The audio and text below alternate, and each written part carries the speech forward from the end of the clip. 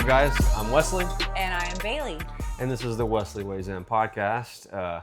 Back at it once again. A little delayed. Life's been busy. I mean, just a little delayed. Yeah, we missed a week. It's okay. You know, no big deal. We've been busy. Very, very busy. So, but we're back at it. And we got some new stuff to talk about. We're going to get into red flags, gym red flags, green flags, what to look for in a gym, what to look out for in a gym. Make sure you, check off your boxes when you're looking around for a gym and know if you're at a, very suspect gym. So we'll get into that, and that'll be fun. But kind of to start off, the big news, at least for Bailey, is where are you going next week? Is it a week after next? It's a week after next. I'm going to Long Beach. Woo, must be nice. I know. I don't know. Honestly, it was your idea. It was your idea. It was a couple of weeks ago. Yeah, it was your idea. It was like hey, how cool would it be if we went to Masters International? Like, hey, how cool would it be if we traveled to Japan next summer? You know what I mean? But like, the last time I did that, I say one thing around Bailey, and it's like, we're doing it. But the thing is, it's the same thing that happened when we went to Euros. I was like, hey, what if we went to Euros next year? And you were like, yeah, that'd be pretty cool. And then we did it because you planned the idea, and I'm like, it's gonna happen. Yeah, that was more legit though. That was like right after Worlds. We were both serious about it on the plane. I was serious about this also. You were not when I called it out. Well, I was like, no. I wasn't even really calling it out. I was just like, that'd be cool if we went. Yeah, I mean, I think you actually did think it would be cool to go, and I did too, but we weren't like super serious about it. But honestly, after my last tournament, I was kind of like frustrated, just because I felt like I freaked myself out in the match that I lost, and just did something dumb. And I felt like after it took a second for me to process it all, I was like, I just freaked out, and I shouldn't have done that. And I want to just like get back out there and do it again. And honestly, there just aren't that many opens left locally between now and Master Worlds. But Masters International is at the end of the month. And so I was like, I really want to like do it again. I'm ready to get back out there, and compete again, and just, get some more reps and try and get ready. So yeah, last minute, I just kind of booked it. I'm going by myself, all by myself. I'm going to fly out there. I'm going to compete, and then I'm going to fly back all by myself.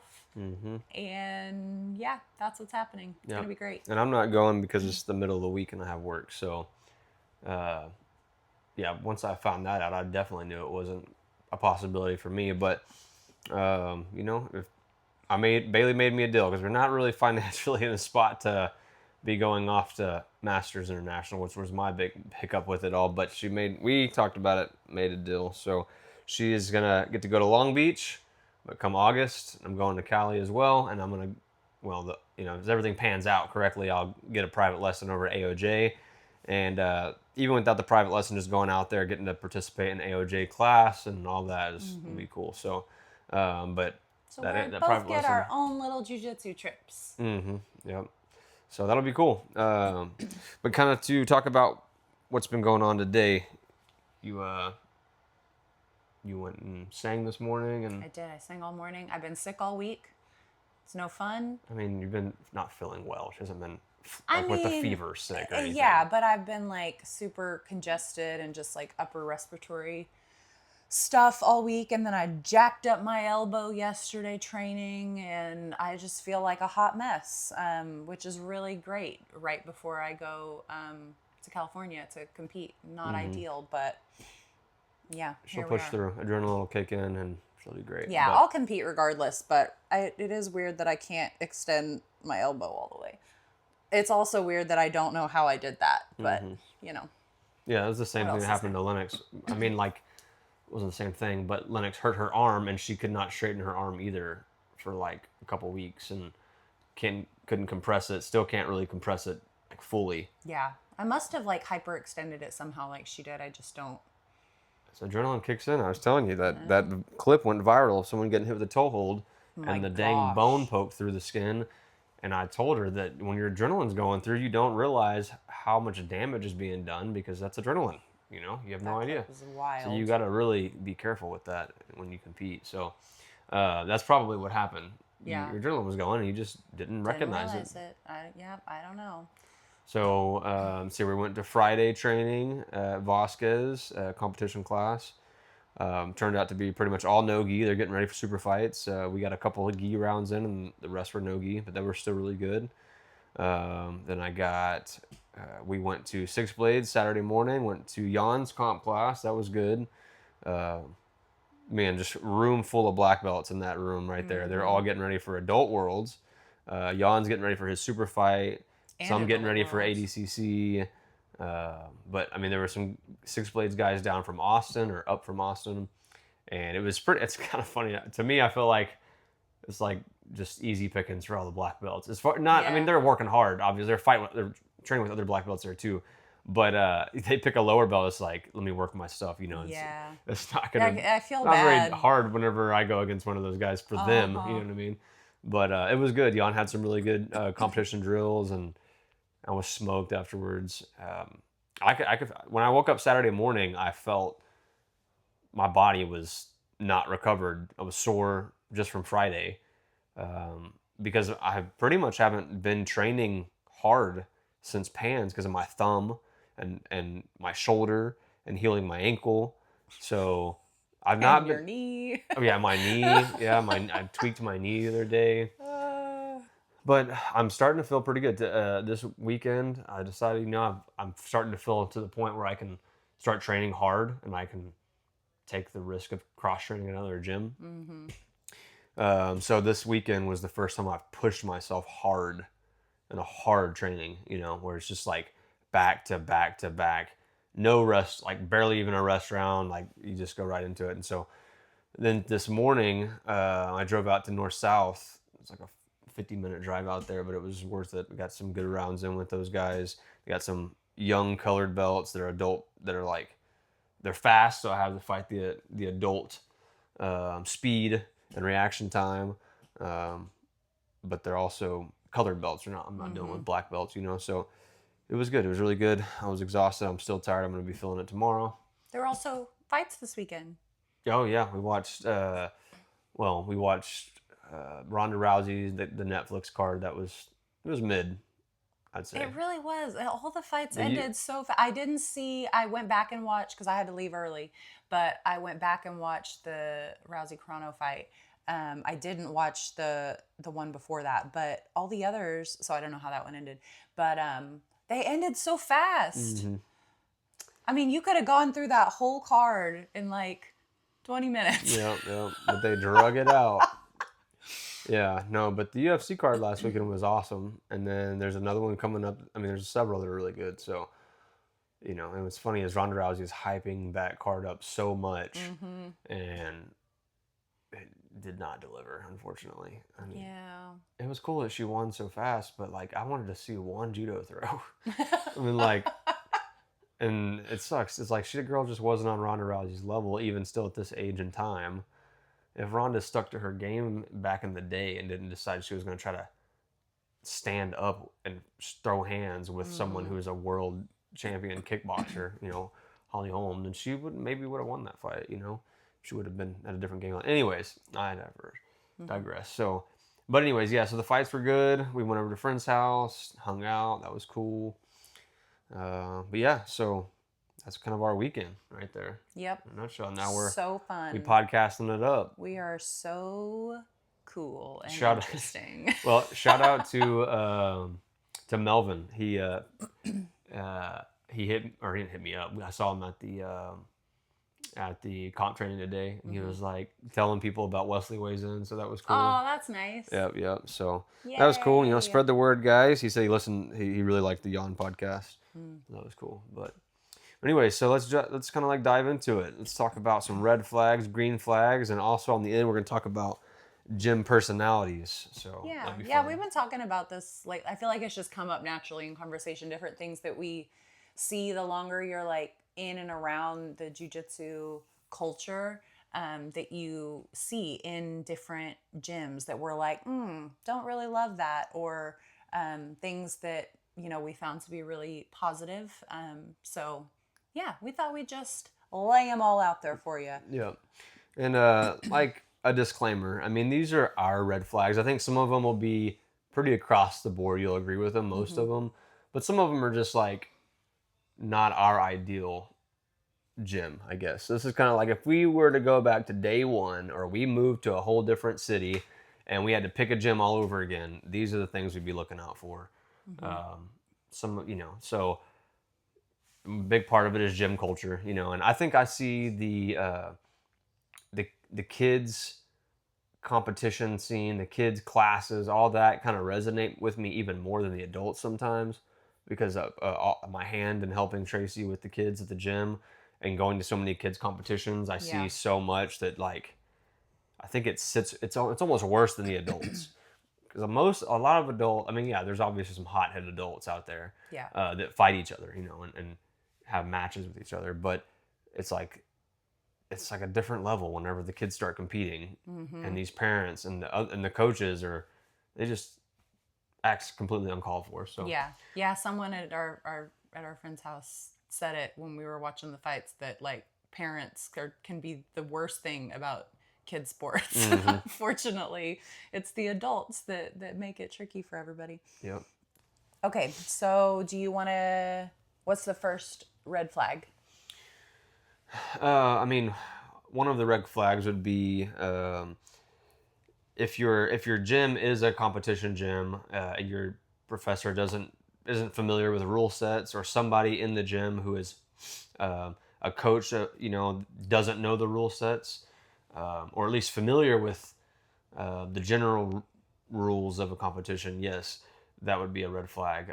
Or on a gym that's not competitive, if they're not like familiar with the purpose behind why we pass, what the passing, why there's points to passing, or why mount is important, or why side control, just getting the side control is not points, I guess, if that makes sense.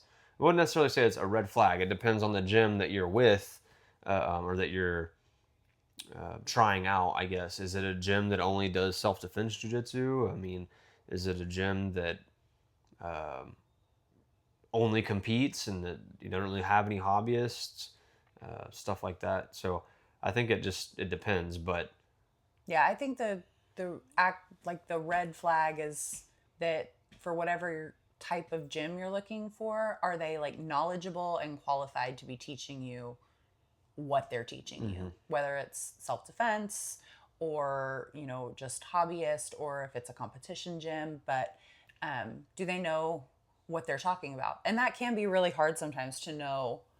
Like, am I actually getting good instruction? Do they know what they're talking about? yeah, it's hard to know that if you're brand new, fresh off the street. But another thing to look out for would be somewhat of a red flag would be if people teaching on the mat, like kids classes, are, I guess, kids belts, like nothing but 15-year-old kids on the mat teaching, no other upper belts. Again, there's nuances to this stuff, but like I said, it's just something to look out for and dig deeper into. Is it a kid that's been training since they were 9 years old, 8 years old, and they're went through all the belts and they're practically they've been doing it for 8 years already? That's a different story. Yeah. Now, or is it like the professor is just trying to, you know, pawn off the work on younger kids who don't get paid very much? Yeah. So that's what to kind of one thing to kind of look out for and maybe dig deeper into and Like they look should on the have. website, see what kind of credentials, Yeah. who has what credentials that are teaching on the mat and stuff like that. Credentials. They should have rank on the mat. Like, I think it's one thing to have lower belts helping out and that kind of thing, but like, who are the head instructors that are teaching the classes, and you know, do they have rank on their side, or we have a bunch of super lower belts who are teaching people at their same and higher belt levels? Not necessarily ideal. I mean, ideally, you would like to have, upper belts teaching kids classes, and but it's not always necessary. It just depends. It just needs to. again, it's nuances to it, like I said. So, Yeah. I've always but felt, also all upper belts aren't created equal. I mean, there's yeah, some black belts that do not deserve a black belt and are teaching, and uh, they're teaching bad jujitsu, in some yeah, cases. So, yeah. Just always something to have your radar on. I've always felt like, and you can tell me if I'm crazy, but I feel like purple belt is like a, I don't know, it's like you hit purple and that's like an acceptable belt to be able to teach, I mean, generally speaking. I mean, it's not ideal. Obviously, the higher you prefer to have, black belts running it, but especially with like kids classes and things like that. I think ultimately what matters, my opinion has changed a little bit on this over time. I think what matters the most about coaching is the level of knowledge around jiu-jitsu and their ability to communicate and teach what they know. Yeah. You can have amazing black belts who cannot teach a freaking thing because they don't know how to communicate and talk and make what they know palatable to who they're teaching to. Yeah. Um, a blue belt who is very, very smart and knowledgeable and can maybe teach what they know very, very well. Like, obviously can't teach what they don't know, but if they're teaching to a group of people who are, you know, uh, brand new, and they're an experienced blue belt with very good knowledge, they can teach them. I mean, I was teaching someone when I was a blue belt, and I will say it felt better being a purple belt teaching, because I do feel like there is a little bit of a stigma with lower belts under purple teaching, or on the opposite end, you just more respect when Yeah. you're a purple belt teaching. And like, if you really study like how to properly teach people in anything, uh, you don't have to necessarily be in like the highest level performer in the thing you're teaching to teach Hmm. it well. I Yeah, it's mean, a separate look skill. at the who everyone the who coached um, Michael Jordan. He didn't have the same skill set Michael Jordan had, but he could coach Michael Jordan. Yeah. So I think that's the most important. I think teaching and coaching and actually doing the jujitsu, like performing it, are, I mean, they're all different skill sets. Teaching and coaching are kind of aligned, but even that I think are two different skill sets. It's one thing to like teach somebody how to do something, and it's another thing to be like in the moment actually coaching them on something. And I think sometimes people can get that twisted up in their head, or not recognize the difference in that, meaning, oh, they're really good at jujitsu, so therefore they're going to be a good teacher. And that is not that is not always the case. Sometimes just being able to do something really well does not translate to being able to teach it very well, and also does not translate to you being a good coach to your students. Right. So what's the next one we got on the list? Okay, number 2. Red flag is ego from the leadership, or the coach, the professor at the gym, which unfortunately I feel like this is something that's super common and we're hearing a lot about in the jiu-jitsu community right now. Just, I feel like it's everywhere, and I've told a lot of people it's weird because I feel like we've never experienced that in our gym. I've never seen this like weird ego issue or like this God complex, and the nobody can question me, just respect without any questions or accountability.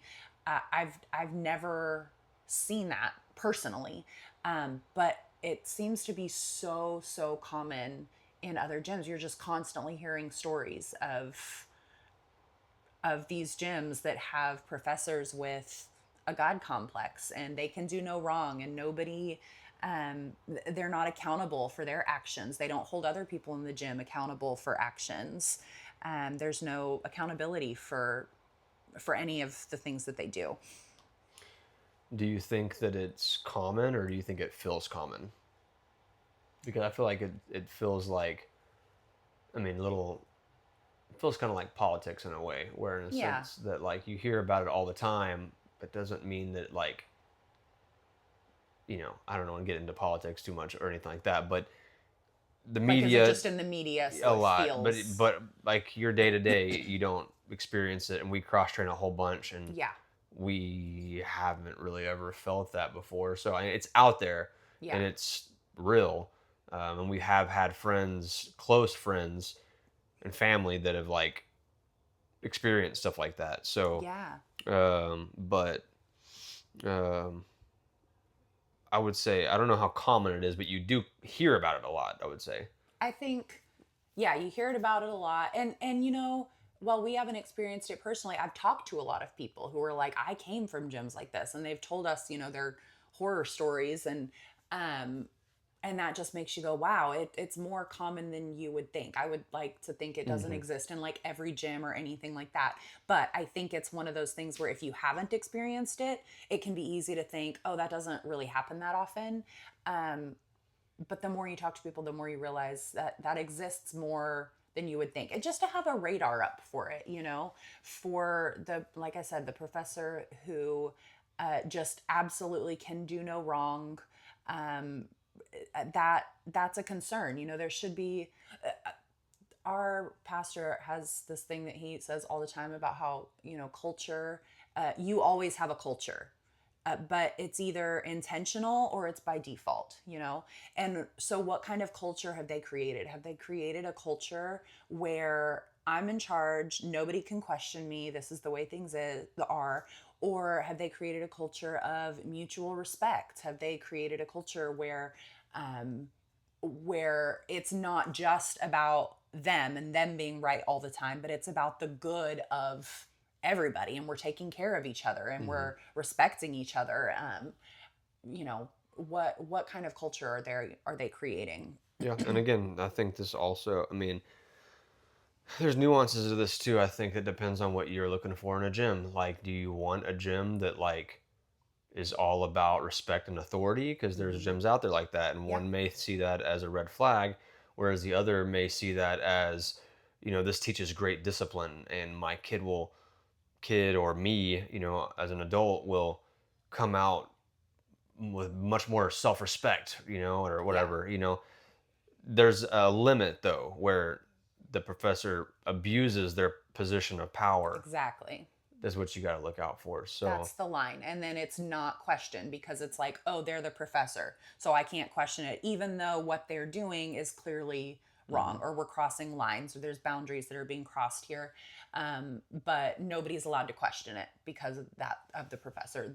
That's where we get into some rough territory. Yeah. There are a couple other things similar that fall into this category, I think, that you and I have talked about recently, um, when it comes to like ego. And that's like talking badly about their teammates to other teammates, Hmm. and also talking badly about opponents and their gyms all the time, or just putting them down a lot. You know, there's obviously going to be like gym rivalries and things like that exists, but when we hear about gyms or coaches being like, oh, that gym's terrible, like you're going to have no problem beating them, just completely putting other people down, um, or underestimating what other people at other gyms are capable of doing. I think we're then crossing a line into ego, you know. Yeah, I think there's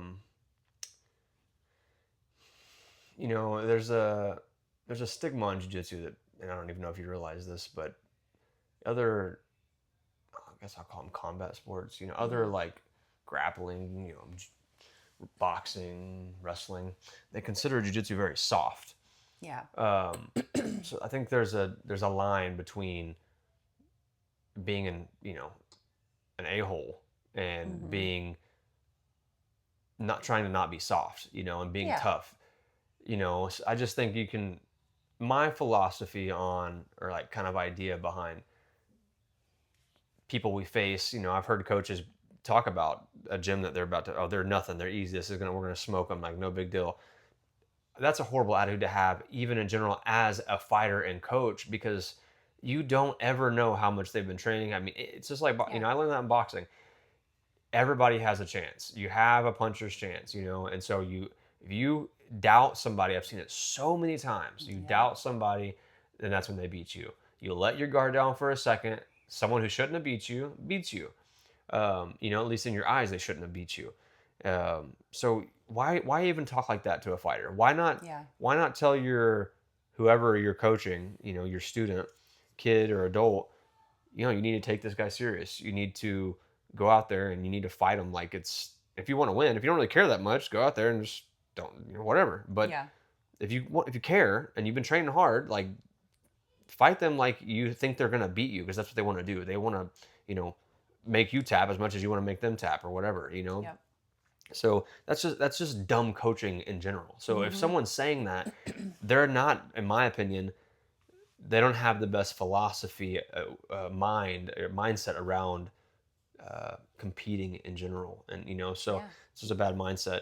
And then as far as the talking down, I mean, that's horrible in itself. Like if you have a coach who is talking down to you, you're fresh new to the gym. Like maybe it could be a lot of things. Maybe they're trying to poach you. Maybe they're trying to bring your kid over, and really, and what they're trying to do is trying to tell you, oh, you're so much better than this person over here. You think that person's good?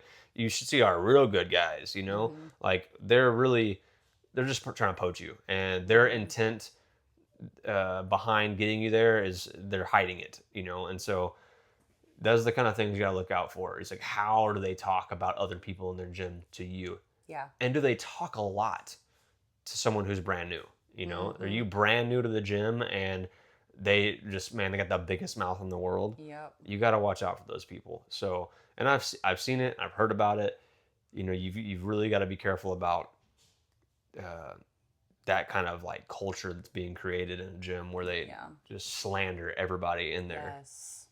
Yeah. Even It's outsiders, gross. like we said a second ago, you know, people outside the gym that they faced and they talk and brag about, and you know, I've heard so many stories. So Yeah. We've talked so much about how like the community and culture in jiu-jitsu can be so it can be so nice. I mean, we know so many people from other gyms that we cross train at and we're friends with, and you know, just good people. And so I think it makes it sting that much more. Or it's that much more frustrating when you come across ones where it's the opposite, where they act super nice to your face, but you know they're talking down about you and your team and your gym behind your back. It's like there's just no room for that. It's just nasty. yep. So let's see here. Another one we got. One would be if the coach professor doesn't roll with their students, and I think that's just kind of weird. I mean, that right there is like, uh, do you not trust your? I don't know. Why would you? Why would they not roll with their students? I mean, that's kind of, I don't know. What are your thoughts on that? Yeah, I think that that's weird. I haven't experienced that. Our professors always has rolled with students. And I've heard that from a lot of other people too, that that's a huge red flag if your professor is not actually out there rolling with students. I understand some are a little like, um, depending on size and that kind of thing, like, you know, you have to be somewhat careful with rolling Yeah, that's partners. different. So I get that, but if they're just standing in a corner and never actually getting out there and doing anything, that could be a red flag. And that could also go back to, you know, knowing that they're knowledgeable and know what they're talking about. You're getting instruction from somebody, but you've never actually seen or witnessed them roll with anybody Yeah. before. It's like, how do I know or trust what you're talking about, you know? Right. So, and that's kind. I mean, would you say that's kind of it for the coach leadership ego?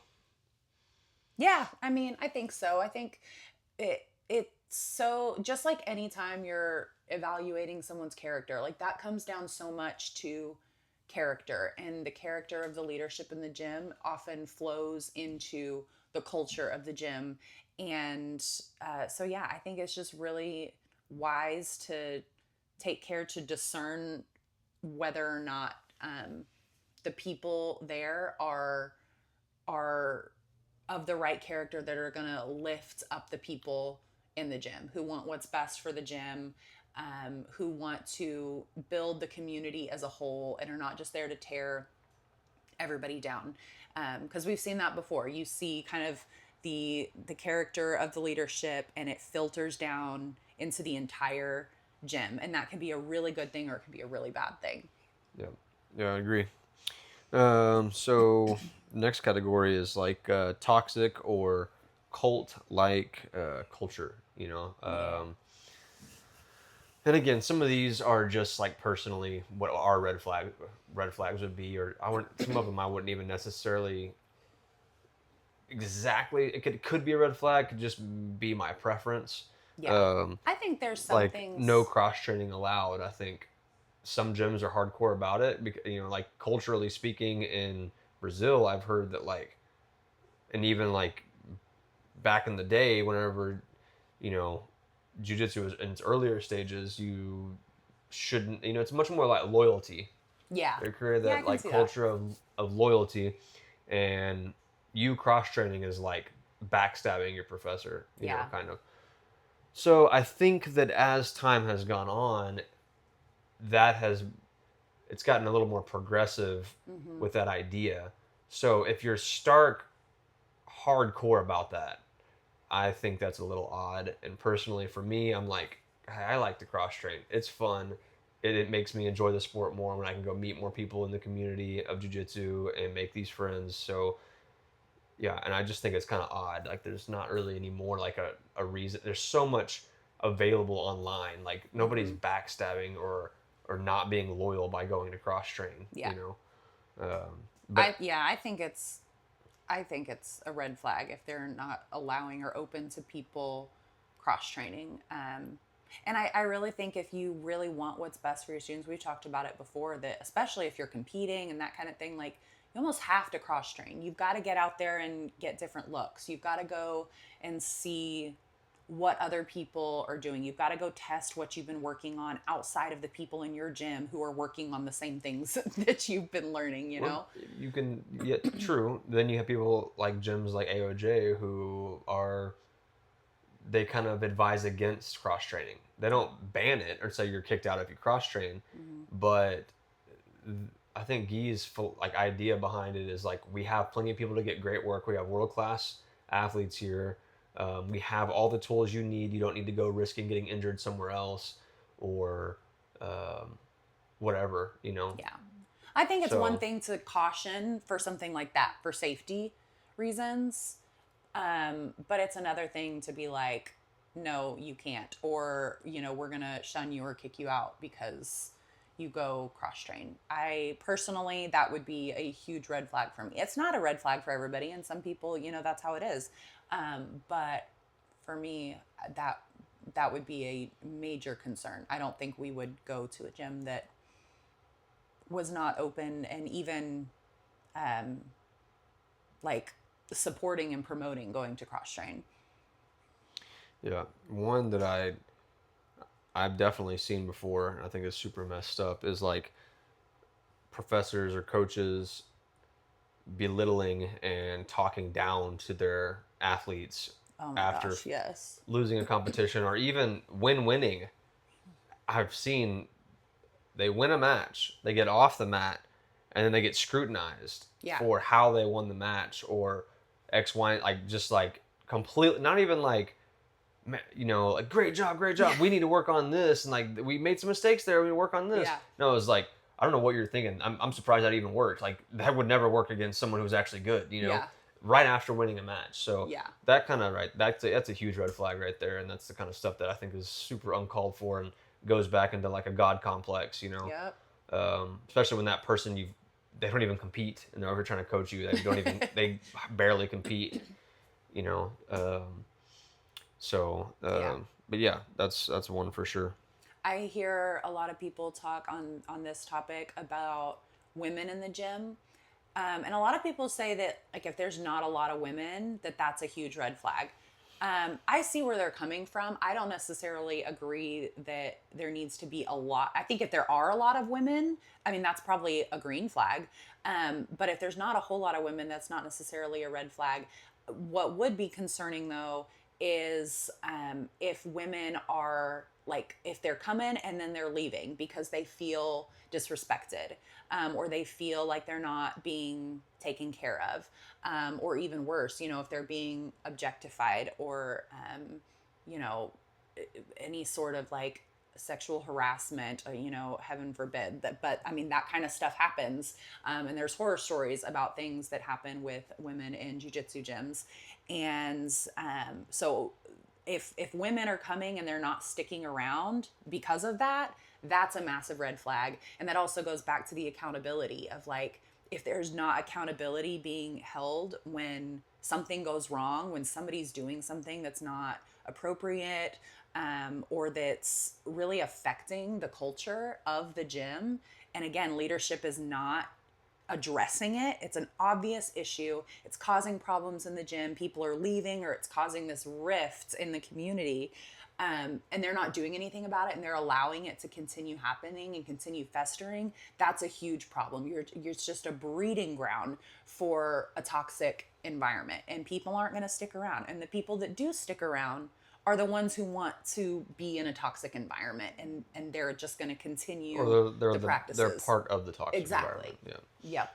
Yep. So yeah, not necessarily number of women to me, but like how are the women who are there being treated? How do they feel about their training environment, Yep.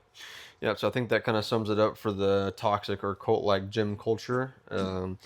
Another topic that we wanted to talk about, red flags, is like unsafe training habits. So, Gosh. I mean,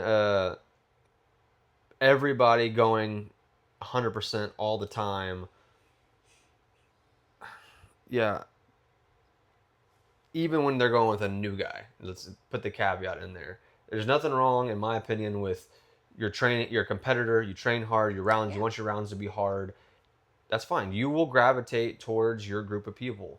But I even think like that's hard on the body over time, and there are times for like, I mean, some call it like what do they call it? Like it's like a pulled back version of sparring where it's like 50% sparring or 70% sparring, whatever that, and they do it as like a structure of their class to help them as a drill almost. I'm not saying it's right or wrong, but like knowing when to, it's also personal too. You have to know when to pull back a little bit, listen to your body. But when the culture of the gym is go as hard as you can, rip every submission, people are getting injured, kill the white belts, wrist lock the white belts, heel hook them, trial class guy, let's see if he can last and make it. That's a different story. So, and that's kind of what we're talking about. Yeah, at the end of the day, like, it should be a safe training environment. Like, we hear that all the time from our professors. It's like, you take care of your training partner. You're not going a million miles an hour on the brand new white belt who's struggling. Like take it easy on them. We're not trying to hurt people. Teaching that like learning is more important than your ego. Like, it's okay to tap. Like, you don't have to win every single round. Like, that's perfectly fine. We're all in a learning and a training environment. And also, like you were talking about ripping submissions. Like, I have said this a million times. I think you've said the same thing. I don't think there's ever any reason, especially in a training environment, to rip a submission on anybody. Ever. If you are learning and you are training and you are controlling that position and that submission and setting it up properly, there's no reason to rip it. You control it and you slowly crank it, giving them every opportunity to tap. Never, ever, ever rip a submission on somebody. It's just not necessary. And again, in training, it's prioritizing the win over learning and having a safe environment for everybody to learn and train together. It's just never okay. Yep. No, I agree. Anything else on that topic? Anything else? Nope. I think that about covers it. All right. So next category is poor hygiene. So this is super important. This is something that hopefully you can try to pick up early in your, in your jujitsu start, right? Like when you first start doing maybe your trial class, kind of keep a watchful eye. Do they sweep the mats? Do they are they bleaching the mats, cleaning the mats properly? Super important. Does half the class have some type of odd skin infection? You know what I mean? Like Yeah. that's a red flag. You should be worried about that. You know, now there's green flags, pluses that you can look for too. That is just it's an added plus on that I'll kind of throw in here. It could be a green flag that they go above and beyond. We'll come to that here in a little bit, but what is above and beyond we'll talk about. But right now the red flags, like are they sweeping the mat? Are they cleaning it? Do they do annual cleanings of the mat? Like deep cleans. Yeah. I think that's really important. So I mean, you got to think about it. Sweaty people on that mat every single day. They should be cleaning that mat after every training session. Yes. Bleaching it down, spraying it, hitting it with the broom and vacuum or whatever. But it should be thorough. Yeah, people will be out here getting ringworm and staph and all kinds of, and that's another thing too. Like if that happened, and you know what, it's gonna, like, somebody's gonna get ringworm. Like it happens to people, obviously, but when it does, like, are the professors and the owners, the coaches, are they on top of it?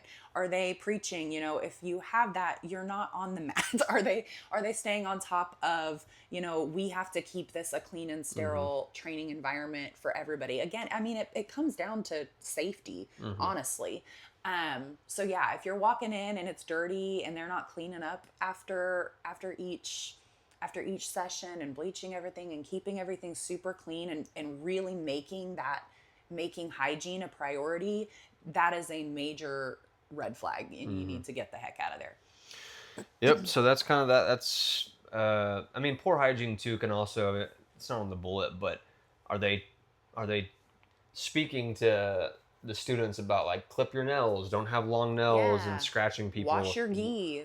Yeah, wash your gi. We're gonna get into gym personalities in a little bit, and that's part of it.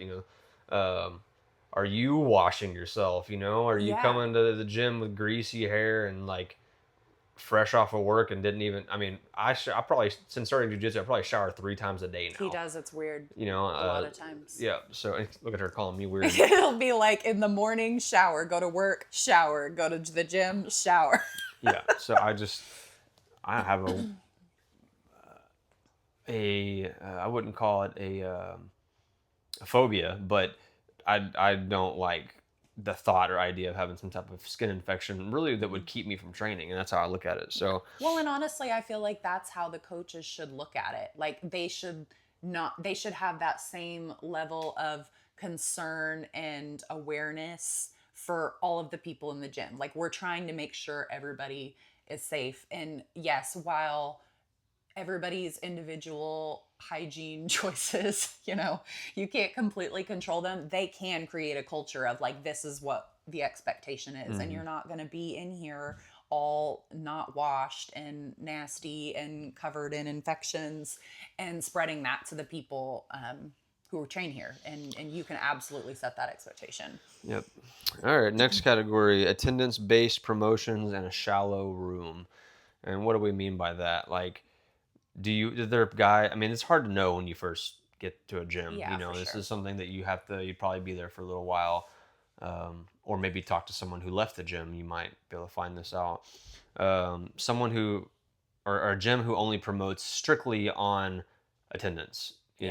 Not skill development. And I don't even mean to get to black. I mean, some people will disagree with me. To get to black belt, you have to be the most high level black belt. Like, if you can't do, if you're not a high level black, high enough level, you can't even get a black belt. I think that with enough time and effort and skill development, can you adequately, beat the version of you that started at that belt, like, convincingly, or how, look at and that's up to the professor. Like, look at the breadth of this person's growth and work over time. And attendance plays a role. You can't show up once a week for, I don't know, you'd have to have the skill development behind it. I think that's the key behind it. Show up once a week off and on There's a level occasionally, and of you. even and then like be begging the professor, "Why haven't I got my blue belt?" Yeah, Like, it's you don't purple belt. train, you're not doing anything. Well, you just added another year to it for asking. Yeah, So it shouldn't be based solely on, oh, you show up and so we're going to give you a belt, or you show up and so we give you stripes. Like, it should be merit based, based on skill acquisition and how are you developing. And yes, like Wesley said, I think that can look different for different people and based on different goals. Someone mhm, who's a hobbyist and who's just an older person who's here and they're wanting to get better and they're wanting to learn and they take their time with it, versus a young competitor who's wanting to go, perform well on the big stage. Like, those tracks are going to look very different, but at the end of the day, when they get their stripes, when they get their promotions, like, that should be based on the progress that they've made, and not just because they showed up to class, mhm, or they kept their membership long enough and mhm, they paid their membership dues every month, so therefore you get a belt. yeah. That's not how that should go. And if they're doing that, it's really retention. It's just for purposes of Yeah. retaining students, and I think that's very. I think it's just kind of shallow. I understand it's a business, but it doesn't do anything good for your gym long term and Yeah. the reputation that you have for the people you're building up in your gym. So that's a red flag.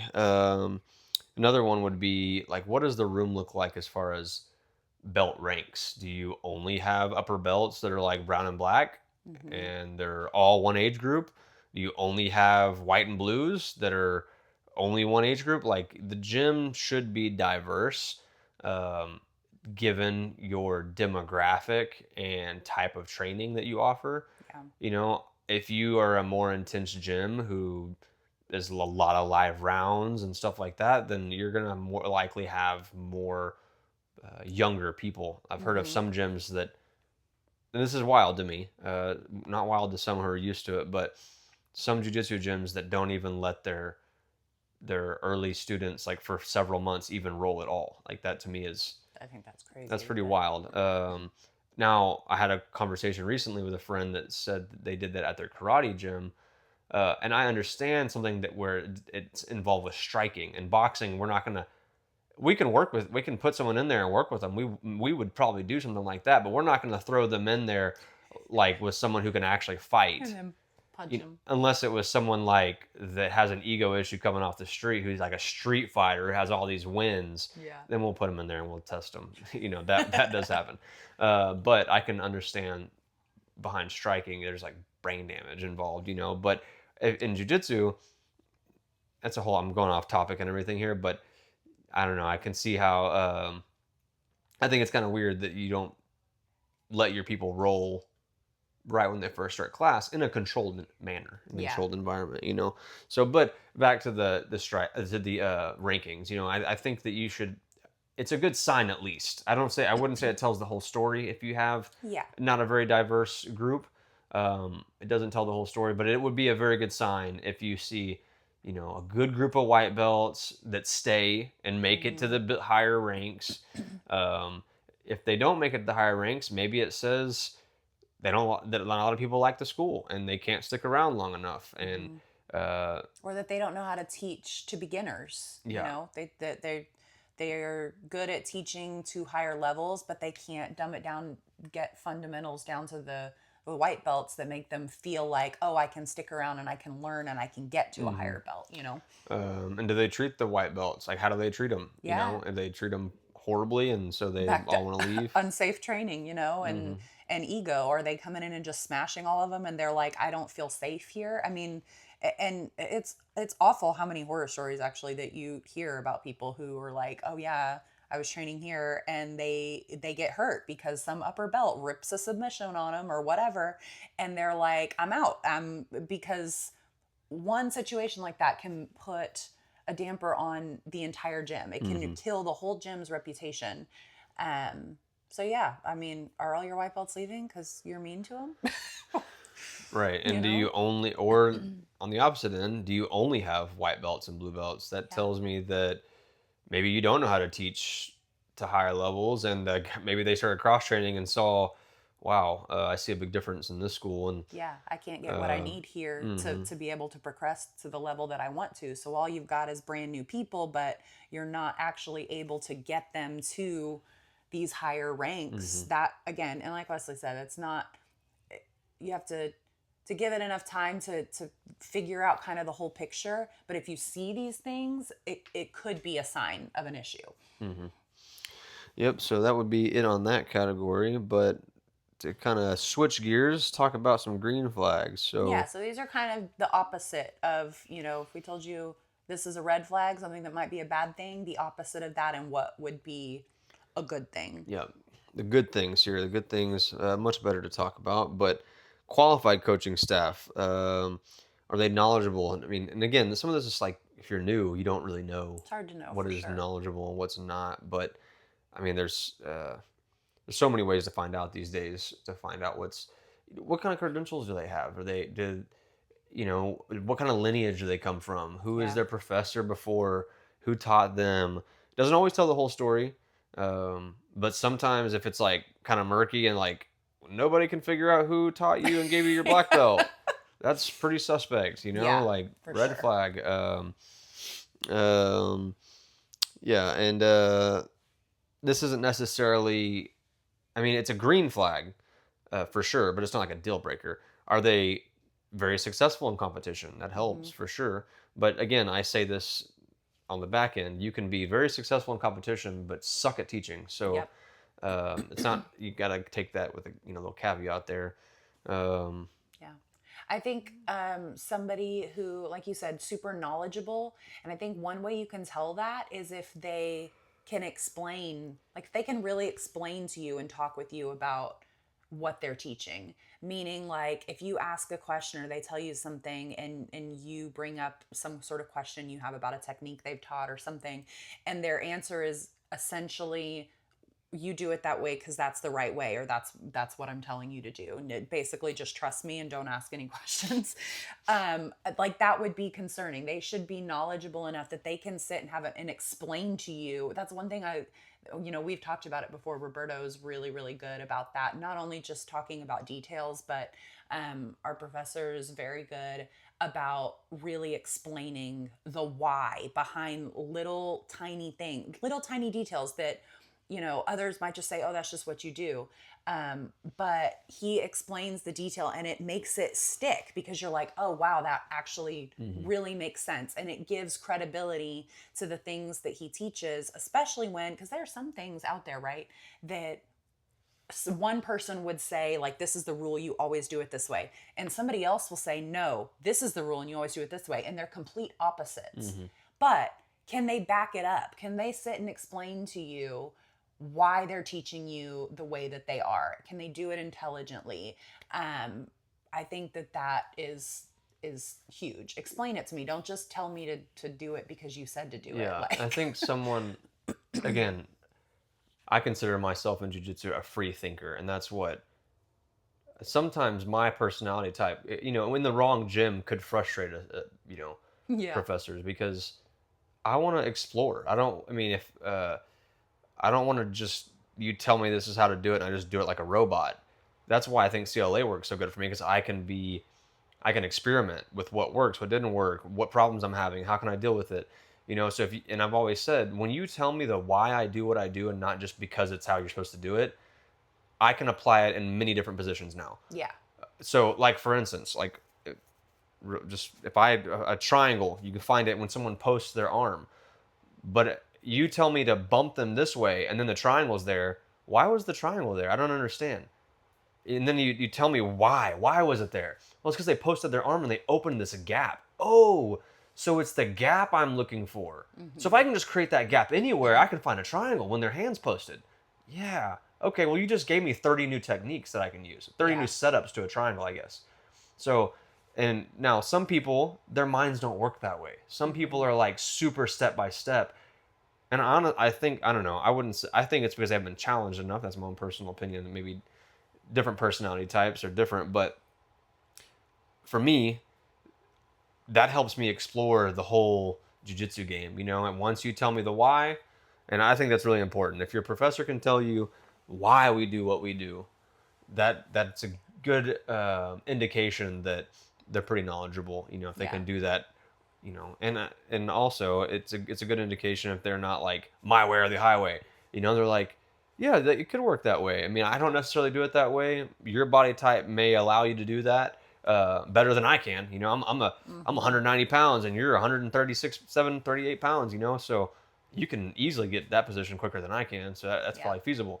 Instead of being like, no, that'll never work like that. You can't do that. It's stupid. Yeah. You know. So. Yeah, and I think that then also feeds into like the ego thing too, of Hmm. like you just do it this way because I said so, or that's the right way, or that's stupid, versus being open to, you know, we've talked about it a million times. Anybody who's been doing jujitsu for a long time will say like it's constantly evolving. You never stop learning, you know? And so to get to a point where somebody's like, I've learned it all, this is the answer, period, dot. Like that would be concerning, you know, Hmm. but being able to have a conversation and open to asking questions and exploring new things, that's a huge green flag for sure. So the next category of green flags is intentional culture of respect. You know, um, that kind of, you know, on the opposite end of ripping submissions and hurting everybody.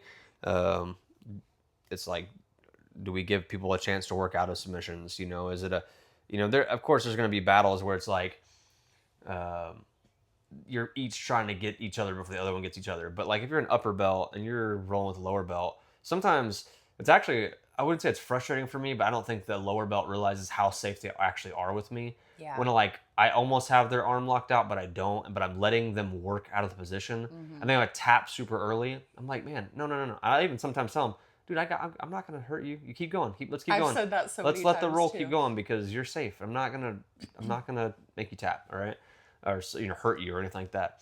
So, and that's important, you know, and I think that comes down to has your professor built that into the gym, a culture of respect, you know what I Yeah. mean? If the professor just rips everything on you, then you probably think that's acceptable in the gym. So you're going to do it Mm-hmm. to everybody else. And when you do it to somebody else, did the professor correct you? Yeah. Or, you know, other higher belts, did they Hey, correct we you? don't do that Yeah. here, you So, know? Yeah, and that's huge. As far as like building that culture, reinforcing that is like we take care of people, we're not hurting people, we're gonna respect everybody. And when they hear of that not happening, because it's gonna happen, you know, somebody's gonna do something stupid. Um, but do they address it? They correct it, they reinforce what the expectation is. Say, like, we're not gonna do that here. We're building something bigger than you and that one person. And mhm. it's bigger than you know, um, and making sure everybody is, you know, in line and working towards the same goal. And then lastly, is like, is your gym welcoming? You know, and it's goes deeper than just like, does the professor welcome you? You know, have you built the culture within the gym where everybody, you know, it's like if anybody who's been to church, like a church that, whether you go to church or not, like, and Mm-hmm. it's you're religious, not religious, Christian, whatever, you've gone to a church, if you have, and you've been to one that's very welcoming, Mm-hmm. everyone and their mom wants to tell you, we're so glad you're here, you know, because if they built the culture where they genuinely care, you know, you can Yeah. feel that. And that's kind of what we're talking about. Like, and I noticed to go to some gyms, it's like everyone who looks at you just sees meat, war, Yep. you know, like I don't care who you are, you're a piece of meat that I can attack, you know, Yep. so I can't wait to roll with you. We've been to somewhere I rolled with people who were literally like um, doing exactly that, and then like I could hear them snickering and like Hmm. making jokes about either something. It was like way back when I was a white belt, but I was like, they're literally talking crap Hmm. about me Hmm. right there. Like I know they're talking about me. That yeah, huge red flag. They green flag would be everybody's just kind and welcoming, and we're again, jiu-jitsu should be a welcoming community, you know. Yeah, and I don't want to get this part twisted. Like, it's welcoming, but depending on the culture you're intentionally trying to create, like for instance, if you are more of a competitive type gym and your rounds are much more live more often, Yeah. like CLA type gyms, where it's like they go right into live rounds. There's not even really a warm up. Like there's no warm up drills. The games that are designed are meant to be warm ups. Um, you know, it's that environment is going to weed out people who just can't handle that level of intensity. That doesn't mean that you can't be welcoming also. Yeah. And that doesn't mean you're not being welcoming when those people decide to leave. It just means that that culture is not for them of like we work hard all the time and there's Yeah. not like a time where we sit down and chit chat in the middle of rounds when we're all doing Yeah. games and stuff like, or drills or whatever. Yeah, I agree. I think So- that you can have that environment, but still at the beginning, it's like, hey, we're glad you're here, welcome. And then you roll really hard, and they're really tough rounds. And at the end, you're like, hey, thanks so much for coming. You're welcome back anytime. Like, But then even you can feel it. And then it kind of goes into our next category, which is like community. Yeah. It doesn't mean you don't after class sit and hang out and talk about techniques and drill some stuff over here, like step by step, or like have a community. And what are we doing after this? What do you want to do tomorrow? Y'all going to cross train this weekend? Like something I've been trying to build at our gym with the kids competition team. And we've been doing a really good job of it, which is, making the kids feel like they're friends more than just at the gym. Like the gym is where we work. So how do we get them closer at the gym? It's hard because you're trying to win every day, they're trying to learn and win and get better at jiu-jitsu. So my idea was let's create a community outside of jiu-jitsu where we go together as a team. And it's been working really well. So does your gym have are they intentional about creating that community? Or do they just leave it up to whoever in the gym to create the community? Yeah. I think you can be intentional or you can just hope the culture is created. And hoping can go one of two ways. It can go well and you go, oh yeah, this is how it is. Yeah. And we'll just fix it if it goes the opposite direction. Or it can just be bad all the time. Yeah. Or you can be intentional and create events, make a potluck for the whole gym and we all hang out together and stuff like that, So yeah. I think that and that's not to say intentionality is important. Have anything that intentional that it's a bad thing necessarily, but again, it's a huge green flag yeah. is that community exists with the kids and with the adult. When you see people finish training and they're just sitting around afterwards and they want to talk to each other or helping each other move on the weekend or drilling with each other, planning to go to cross train together. I mean, those are just signs that you've got a good community, which also likely means there's good respect and people taking care of each other and that kind of thing. Just a good group of people to be a part of. Yep, and that kind of gives us two more that we're going to talk about, which is first one being cleanliness is a priority. We kind of talked about how it's a red flag. Yes. If they're not cleaning, thoroughly. But I think a green flag is if you go above and beyond that, I've been to some gyms that they have showers, which is a huge green flag, but they don't just have the showers. They have complimentary body wash, complimentary shampoo.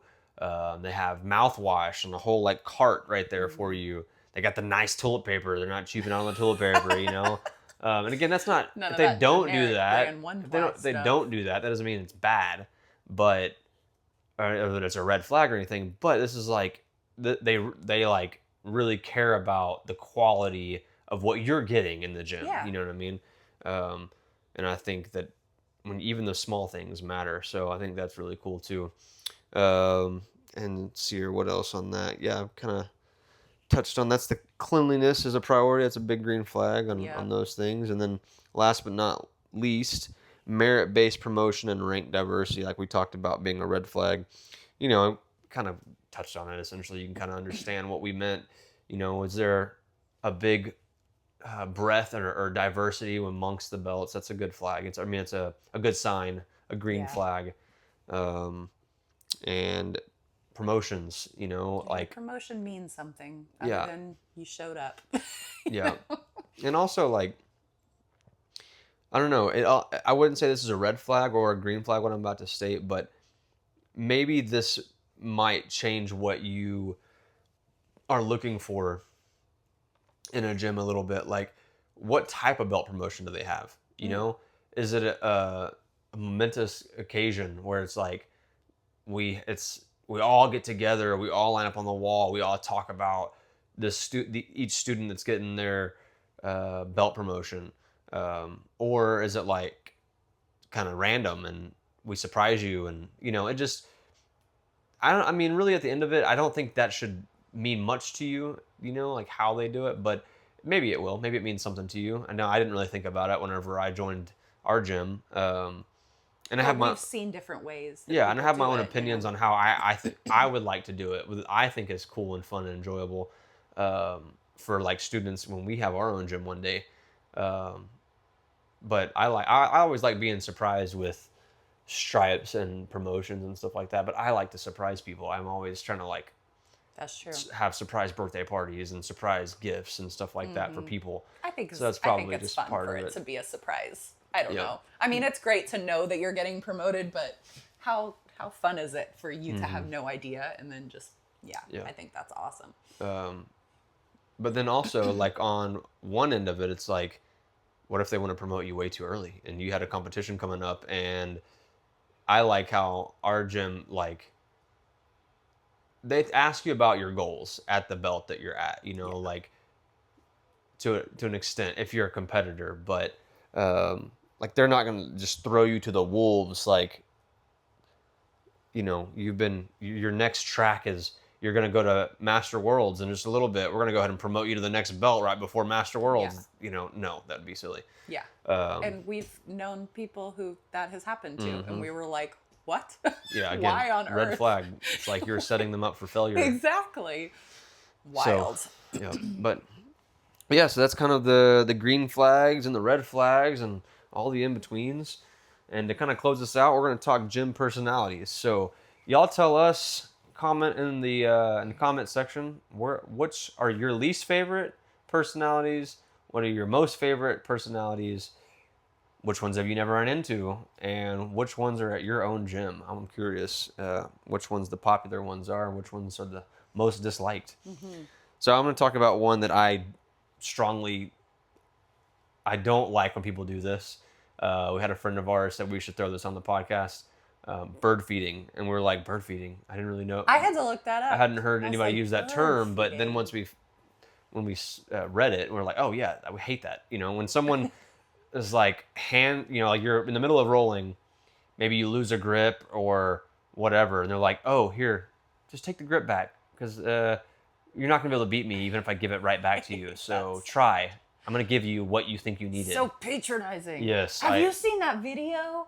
Oh, there's a video of a guy at a tournament who does exactly that. He like breaks the grip and then he hands the lapel back. That's different in a competition setting. I'm all for it in a competition setting. It's that was funny in a competition setting, but that in a more patronizing training type of way. Yeah. So, that who has that at your gym? Who like is that guy who's like, dude, you're nothing to me. I can give you whatever grip you want. I'll just smoke you right now. Much. Just pretend, Pretend and that's like, that you're trying a little bit. There's one that's not in here, but I just thought about it. I'm going to bring it up. The always defensive guy who only plays defense, so it never opens up any ability to attack. It's like in boxing, if you just run around the ring and you just block and weave, it's so hard to get to a fighter, And you're not winning the fight because you're not attacking. You're just defending the entire time. Yeah. But it makes it very boring for both parties. You know what I mean? Or at least it's just like cat and mouse. It's so that's very frustrating. Yeah. What about you? Well, we all hate smelly geek guy. Oh man. Or girl. The guy that... It's usually guy though, honestly, because girls are, girls. Yeah. Well, the smelly geek guy, most of the time doesn't know he's a smelly geek guy. How do you tell the smelly geek guy that he's the smelly geek guy? It's the professor, man. He's got to tell him. You got to let him know, That's the hygiene thing. Yep. That's the mutual respect thing. You got to address the elephant in the room that nobody wants to talk about.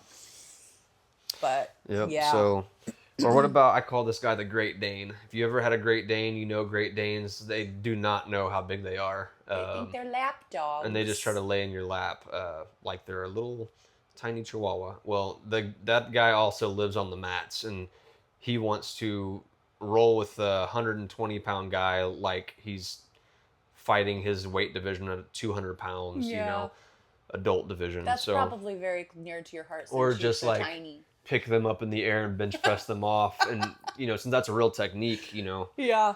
But That's right. Use your strength, I guess. I've But said don't the really squish me. big guys, I feel bad for them too. I feel bad for them because they don't have sometimes as many people that they can roll with. But They have should more be than I aware. have. They should be aware of how giant they are. Yeah, they have more than what I have. So they got a lot more people closer to their weight class than I do.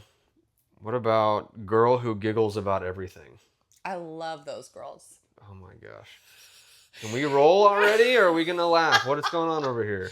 I like to think I fall somewhere in the middle. Like I'm not that person. I've been in situations with the one who just literally giggles about everything. I think some of it is discomfort. It's like, oh, I feel awkward in this situation, or especially like when they're new and they're like, I don't really know what I'm doing, and so I feel uncomfortable, and so I giggle about everything.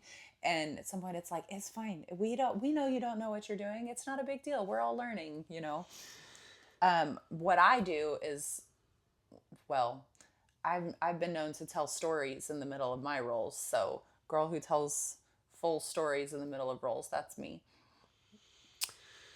How about let's see here. I'm rolling down my list because there was one funny one I had on here.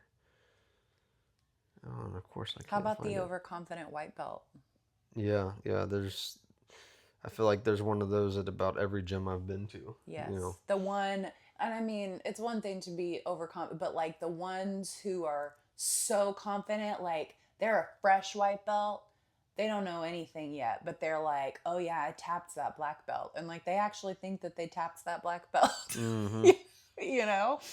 And Yeah. everybody's like, bless your heart. That's not what happened, but okay. How about the sandbagger? This guy right here. I mean, it's like he's been to a million different gyms, but somehow, and he's been training forever, but somehow he's been a blue belt since the Obama administration. Like, Yes. bro, give it up. Tell your professor you've been doing this for 15 years. It's time to move on to purple. Like, you're not fooling anybody when you hit some crazy, technique, as a blue belt. Like, Yep. well, I started back whenever I took a long break or whatever. Bro, get out of here. You're clearly a lot better. You just need to build some, come to terms with what you actually are. You're a lot better than you think you are, clearly.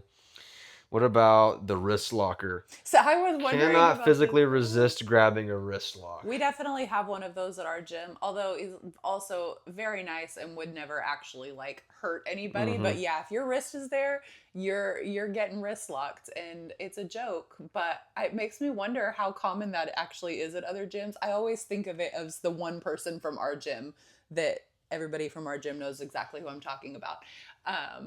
But it makes me wonder if all gyms have one of those. Yeah, I'm curious. What about the back in my day guy, where back in my day I did this and I did that and I was the best in this and the best in that, and I mean, I try to have some empathy because I know it sucks getting older, and it's like things just aren't the same as they used to be, and it really sucks trying to get used to this new way of doing things, and so, but I mean, I wonder, any of y'all got that guy that's back in my day, is like, things just aren't like they used to be. It's too competitive. It's too sporty now. Jiu-Jitsu is nothing but sports. Wouldn't even work in the real world, Yep. What about the flow roller who says that they want a flow roll, but then like comes at you a million miles an hour right out the gate? I think that it's like they have intentions of flow rolling, and then the guy gets one up on them in the middle of the flow roll, and their ego kicks in and they can't have it, and they just go crazy. I think that's two different people. Yeah, probably. I think one is like, oh yeah, let's flow roll, and then but that was really not their intent. And then there's people like me who I'm just convinced I genuinely don't know how to flow roll. I can't physically do it. I mean to, but I now just warn people if they ask that I'm not very good at that. Yeah. So you just tell me to chill if I start rolling too hard. What about the attendance belt? It's the guy who comes to every single class. They're there for weeks and years and months or whatever. But some reason they just don't seem to get much better. They're just the same. What is going on? Yep. And let's see here. We'll end it off with a couple more. What about the professor's favorite? Gets used in every demo and somehow learns details nobody else even heard. What's going on there? Interesting. I don't think I've been I at don't any think I have. gyms long enough to like see Yeah. a favorite at that gym or that I've cross trained at. Maybe it's because you're the favorite. I'm not the favorite. I don't think so. You know? Let's see here. How about the social media guy? Yeah, you could. I mean, you wouldn't say I'm a social media guy, but I'm the studier. I am constantly trying to improve my game, so Yeah. I may show up with 5 different things to work on that night, and you know, including the whatever we're going over. So But then there's the guy who it's like it did like if you didn't post it, did it ever happen?